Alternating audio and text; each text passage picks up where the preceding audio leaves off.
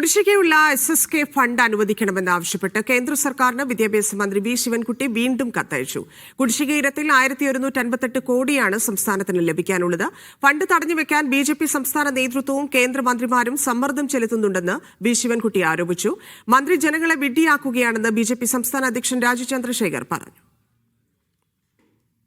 സമഗ്ര ശിക്ഷ കേരളയ്ക്ക് വിദ്യാഭ്യാസ അവകാശ നിയമപ്രകാരം നൽകുവാനുള്ള ഫണ്ട് കേന്ദ്ര സർക്കാർ ഉടൻ അനുവദിക്കണമെന്ന് ആവശ്യപ്പെടുകയാണ്. ഇക്കാര്യം ചൂണ്ടിക്കാട്ടി സംസ്ഥാന ഗവൺമെന്റ് കേന്ദ്ര സർക്കാരിന് കത്ത് നൽകിയിട്ടുണ്ട്.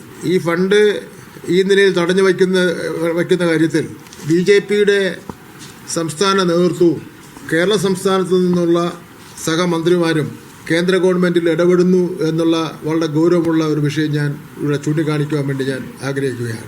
5 കൊല്ലം മുമ്പേ എല്ലാം ശരിയാവുമെന്ന് പറഞ്ഞ് വന്ന മന്ത്രിമാരാണ്, MLA-മാരാണ്. 5 കൊല്ലം കഴിഞ്ഞിട്ട് ഒന്നും ചെയ്യാൻ കഴിയുന്നില്ലെങ്കിൽ ഓരോരോ കഥകൾ ഇങ്ങനെ ഉണ്ടാക്കും. ഇതൊരു പുതിയ നാടകമല്ലല്ലോ. നോക്കൂ, ജനങ്ങളെ വെഡ്ഡിയാക്കുന്ന ഈ ഒരു രാഷ്ട്രീയത്തിന് സമയം കഴിഞ്ഞു.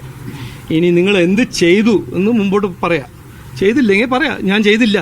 പിന്നെ ഓരോരോ സർക്കസ് ചെയ്യേണ്ട ആവശ്യമില്ല.